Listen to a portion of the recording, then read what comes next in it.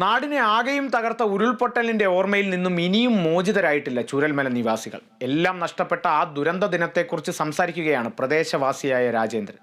AB John Thomas തയ്യാറാക്കിയ report കാണാം. ദുരന്തഭൂമിയിൽ ഇന്ന് 11ാമത്തെ ദിവസം അവിടെ ജനകീയ തെരച്ചിലാണ് നടക്കുന്നത്. ഈ സംഭവം ഉണ്ടാകുന്ന അന്നത്തെ ദിവസത്തെ കാര്യങ്ങൾ ഓർത്തെടുത്ത് നമ്മളോട് സംസാരിക്കുന്നത് രാജേന്ദ്രൻ എന്ന് പറഞ്ഞ ഇവിടുത്തെ ഒരു ചേട്ടനാണ്. ചേട്ടൻ ദുരന്തം ഉണ്ടാകുന്ന സമയത്തും അദ്ദേഹം ഇവിടെ പരിസരത്ത് തന്നെ ഉള്ള ഒരാളായിരുന്നു. ചേട്ടൻ എങ്ങനെയാണ് അന്നത്തെ കാര്യങ്ങളെന്ന് പറയാമോ? അതായത് ഈ തിങ്കളാഴ്ച ഞായറാഴ്ച തന്നെ ഹെവി റെയിനായിരുന്നു. ഞായറാഴ്ച ഉച്ചയോടുകൂടി ഈ ഭാഗത്ത് ഹെവി റെയിനായിരുന്നു. അപ്പം എന്താന്ന് പറയണ്ടേ, നമ്മളെ വീടിന്റെ പുറകെല്ലാം ഇടിഞ്ഞിരുന്നു. അപ്പോൾ ഈ 2 ദിവസങ്ങളിൽ നമ്മൾ ഉറങ്ങിയിട്ടില്ല. കാരണം ഈ 2 ദിവസവും വളരെ ഭീതിതമായിട്ടുള്ള ഒരു അന്തരീക്ഷമായിരുന്നു ഇവിടെ. അപ്പം ഞാൻ എന്റെ അമ്മേനെ മാത്രം ഉറക്കിയിട്ട് ബാക്കി ഞാനും എന്റെ ഭാര്യയും മാത്രമേ വീട്ടിലുള്ളൂ. ബാക്കി മക്കളൊക്കെ പുറത്താ. അപ്പൊ അങ്ങനെ ഞാനവിടെ ഉറങ്ങാതെ നിൽക്കുമായിരുന്നു. ആ സമയത്താണ് അന്ന് നിൽക്കാത്ത മഴ. തിങ്കളാഴ്ച എന്ന് പറയുന്നത് തിങ്കളാഴ്ച രാവിലെ ഈ ഞായറാഴ്ച രാത്രി തുടങ്ങിയ മഴ തിങ്കളാഴ്ചയൊന്നും നിന്നിട്ടില്ല. രാത്രിയൊക്കെ പെരുമഴയാണ്. അപ്പം ഞങ്ങള് രാത്രി ഒരു ഈ പറഞ്ഞ സംഭവം നടക്കുന്നതിന് മുമ്പ് ഞങ്ങൾക്കറിയാം ഈ പുഴയുടെ സമീപപ്രദേശത്ത് താമസിക്കുന്നവര് സേഫാണോ അല്ലേന്ന് ഞങ്ങൾ വെറുതെ വിളിച്ചുകൊണ്ടിരിക്കുന്നുണ്ട്. നമ്മള് ബന്ധപ്പെട്ട ആളുകളെ, നമ്മളെ പരിചയമുള്ള ആൾക്കാരൊക്കെ ഇങ്ങനെ വിളിച്ചുകൊണ്ടിരിക്കുന്നു. നിങ്ങൾ സേഫാണോ, നിങ്ങൾ സേഫായ ഭാഗത്തേക്ക് മാറണം എന്നൊക്കെ പറഞ്ഞ് ഇങ്ങനെ കോണ്ടാക്സിലുണ്ട്. അപ്പം ഈ ഒരു 1:30 മണിയായപ്പോൾ 1:23 കറക്റ്റ് പറഞ്ഞാൽ 1:23 ഞങ്ങൾ ഉറങ്ങാത്ത കൊണ്ട് തന്നെ കൃത്യമായി പറയാൻ കഴിയും. 1:23 ആയപ്പം എന്റെ ഭാര്യയുടെ കൂടെ പണിയെടുക്കുന്ന ഒരു സ്ത്രീയുടെ, ഗീത എന്ന് പറഞ്ഞ സ്ത്രീയുടെ മോള് അമ്മു വിളിച്ചിട്ട് പറഞ്ഞു, ഞങ്ങൾ കഴുത്തറ്റം വെള്ളത്തിലാണ് ചേച്ചി, ആരെങ്കിലും വന്നൊന്ന് രക്ഷിക്കുന്നു പറഞ്ഞു. അപ്പോഴാണ് ഞങ്ങൾ ഇതിന്റെ തീവ്രത മനസ്സിലാക്കുന്നത്. ഞങ്ങൾ റെയിൻകോട്ടും ഒരു ഷോർട്സും മാത്രം ഇട്ടിട്ട് ഓടി ഇവിടെ വന്ന് ടൗണിന്റെ അടുത്ത് വന്ന് നോക്കുമ്പം എന്താ പറയാ, ഫസ്റ്റിലെ ഈ മെയിൻ പാലത്തിന്റെ കൈവരി തകർന്ന് നമ്മളെ 2ാമത്തെ പാലത്തിന്റെ ഫസ്റ്റ് സ്റ്റാർട്ടിങ്ങിലുള്ള പാലത്തിന്റെ അവിടെ കിടക്കുക. അപ്പൊ അവിടുന്ന് മുട്ടോളം ചെളിയും ഇതുമാണ്. അപ്പം ഇവിടെ ഞങ്ങൾ വന്ന് നോക്കുമ്പോൾ കുറച്ച് നമ്മളെ ഇവിടുത്തെ ടാക്സി ഡ്രൈവേഴ്സും കുറച്ച് ഇവിടുത്തെ പ്രദേശവാസികളും അവിടെ ഉണ്ട്. വളരെ കൂറ്റാക്കൂറ്റിട്ട് കറണ്ട് ഇല്ല. എല്ലാവരും മൊബൈൽ വെട്ടത്തിലാണ് എല്ലാ കാര്യങ്ങളും ചെയ്തുകൊണ്ടിരിക്കുന്നത്.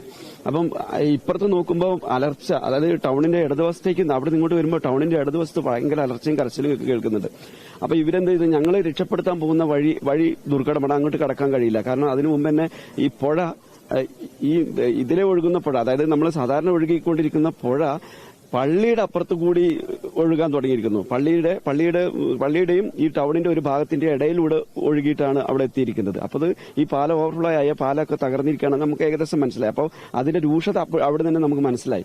ഇത്രയും രൂക്ഷമായിട്ടാണ് സംഭവിച്ചിരിക്കുന്നത് അപ്പൊ തന്നെ ഊഹിക്കാമായിരുന്നു നമുക്ക്. അങ്ങനെയാണ് ഈ അലർച്ച കേൾക്കുന്ന ഭാഗത്തേക്ക് നമ്മുടെ ഇവിടെ പ്രദേശ തലത്തിലുള്ള ആളുകൾ, അതായത് ടാക്സി ഡ്രൈവേഴ്സും ഇവിടെയുള്ള ചെറുപ്പക്കാരും വന്ന് അവിടെ ഉണ്ടായിരുന്നു. നേരത്തെ 2-3 ചെക്കന്മാരെയാണ് നമ്മൾ കാണുന്നത്. അവരെല്ലാരും വന്ന് ഈ കരച്ചിൽ ഭാഗത്തേക്ക് പോയി നോക്കുമ്പോൾ അവിടെ എന്താ വെച്ചാൽ എല്ലാവരും മണ്ണിൽ ചെളിയിലും പൂണ്ട് കിടക്കുക. കുറെ ആളുകൾ രക്ഷപ്പെടാനുള്ള തീവ്ര ശ്രമത്തിലാണ്. കുറെ ആളുകൾ കുട്ടികളും മക്കളും ചെറിയ കുഞ്ഞുങ്ങളും പ്രായമായവരിനൊക്കെ വലിച്ചുകൊണ്ടും എടുത്തുകൊണ്ടൊക്കെ വരുന്നുണ്ട്. അത് വെച്ചാൽ 1/2 മണ്ണും 3/4 മണ്ണൊക്കെ കടന്നിട്ട് ഇങ്ങനെ അവര് രക്ഷപ്പെടാനുള്ള വിഭ്രാന്തിയിൽ ഇങ്ങനെ വന്നുകൊണ്ടിരിക്കുക. അപ്പം ആ സമയത്താണ് ഞങ്ങൾ വന്ന് കുറെ ആളുകൾ കൂടി ചെയിനായി നിന്നുകൊണ്ട് കുറെ ആളുകളെ 39 പേരെ, അതായത് ആ 1:23 മുതൽ ഏകദേശം നമ്മൾ ഒരു 2:30 ഞങ്ങൾ ഈ 39 പേരെ റെസ്ക്യൂ ചെയ്ത് ഞങ്ങൾ സുരക്ഷിത സ്ഥാനത്തേക്ക് മാറ്റി നമ്മുടെ അവിടെ അടുത്തുള്ള നമ്മളെ വീടുകളിലൊക്കെ കൊണ്ടുപോയി ഉള്ള ഡ്രസ്സും കാര്യങ്ങളൊക്കെ കൊടുത്ത് അവർക്ക് ചുടുവെള്ളമൊക്കെ കൊടുത്ത് സേഫ്റ്റിയാണ് എന്നുള്ള രീതിയിൽ നമ്മൾ നിൽക്കുമ്പോഴാണ് വീണ്ടും വലിയൊരു പൊട്ട്, എന്താന്ന് പറയാ, അങ്ങനത്തെ ഒരു അവസ്ഥയിൽ നിൽക്കുമ്പോൾ നമ്മൾ അവിടെ നിന്ന് കാണുന്നുണ്ട് ഈ ലോകം മുഴുവൻ, അതായത് ഈ പരിസരം മുഴുവൻ തകർത്തെറിയാവുന്ന അത്രയും ശബ്ദത്തിലാണ് ആ സാധനം വരുന്നത്. അതെന്താണ് വരുന്നത് നമുക്ക് കാണുന്നില്ല. കാരണം കൂറ്റാക്കൂറ്റിലിട്ടാണ് നമുക്ക് ശബ്ദത്തിലാണ് മനസ്സിലാവുന്നത്. അത്രയും ശബ്ദത്തിൽ അവിടെ നിന്ന് ഇങ്ങനെ മണ്ണും ചെളിയാണ് വരുന്നുണ്ട്. അപ്പൊ ഞങ്ങൾ രക്ഷപ്പെടുത്തിയിട്ട് ഞങ്ങൾ ഓരോ വീടുകളിൽ കൊണ്ട് നിൽക്കുന്ന സമയമാണ്, അവർക്കൊരു ചുടുവെള്ളമൊക്കെ കൊടുത്ത് നിൽക്കുന്ന സമയമാണ്. അങ്ങനെ ഞാൻ എന്റെ അമ്മയെ വീട്ടിൽ ഉറക്കി കിടത്തിയിട്ടാണ് ഞങ്ങൾ 2 പേര് ഇറങ്ങി ഓടി വരുന്നത്.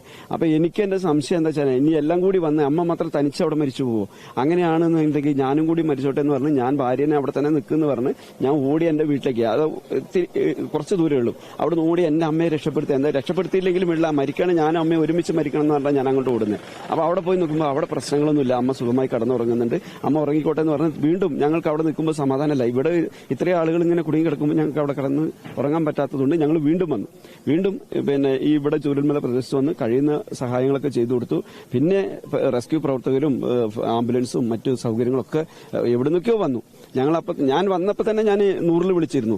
100 വിളിച്ചപ്പോൾ തിരുവനന്തപുരത്തേക്കാണ് പോയത്. തിരുവനന്തപുരത്ത് നിന്ന് കൺട്രോൾ റൂമിൽ നിന്ന് അവിടുന്ന് വിളിച്ച് ഞങ്ങളെല്ലാം അറിയിച്ചിട്ടുണ്ട്, എല്ലാം റെഡിയാവും, ഇപ്പോൾ വരും, നിങ്ങൾ വിഷമിക്കേണ്ട, നിങ്ങൾ ഫോൺ ഓഫ് ചെയ്യൂ, നിങ്ങൾ തൽക്കാലം നിങ്ങൾക്ക് അവിടെ ചെയ്യാൻ പറ്റുന്നത് ചെയ്യും, നിങ്ങൾ സുരക്ഷിതരായിരിക്കുന്നു അവിടുന്ന് ഇൻഫർമേഷൻ കിട്ടി. അപ്പോൾ തന്നെ ഞാൻ ഫോൺ കട്ട് ചെയ്തു. ഇതാണ് ഉണ്ടായത്. ബന്ധുക്കളായിട്ട് ഇവിടെ ഉണ്ടായിരുന്നത്? ബന്ധുക്കളായിട്ട് ഞാൻ പറയാം, എന്റെ ചെറിയമ്മന്റെ മോനുണ്ടായിരുന്നു സുമേഷ്, അവരെ ബോഡി കിട്ടി. ഇവിടെ ഹൈസ്കൂൾ റൂട്ടിന് പോയ ആളെ കിട്ടിയിട്ടില്ല, കുറച്ച് ആൾക്കാരെ കിട്ടിയിട്ടില്ല. എന്റെ അമ്മയുടെ ബന്ധുവിന്റെ 6 പേരാ പോയിരിക്കുന്നത്, 6 പേരെയും കിട്ടിയിട്ടില്ല. 6 പേരിൽ 2 പേര്, ഒരു കുട്ടിയെയും പിന്നെ എന്റെ ചേട്ടന്റെ ഭാര്യയും മാത്രമേ കിട്ടിയുള്ളൂ. ഈ സംഭവം ഉണ്ടായതിനു ശേഷം ചേട്ടന് അത് കഴിഞ്ഞിട്ട് ഇങ്ങോട്ട് വന്നിരുന്നു? ഇവിടെ വന്നിരുന്നു 2 തവണ വന്നിരുന്നു. 3 തവണ വന്നിരുന്നു. എന്തെങ്കിലും പ്രതീക്ഷ, അതായത് അവരെ കിട്ടും എന്നുള്ള പ്രതീക്ഷയില വന്ന്, കിട്ടിയിട്ടില്ല ഇതുവരെ.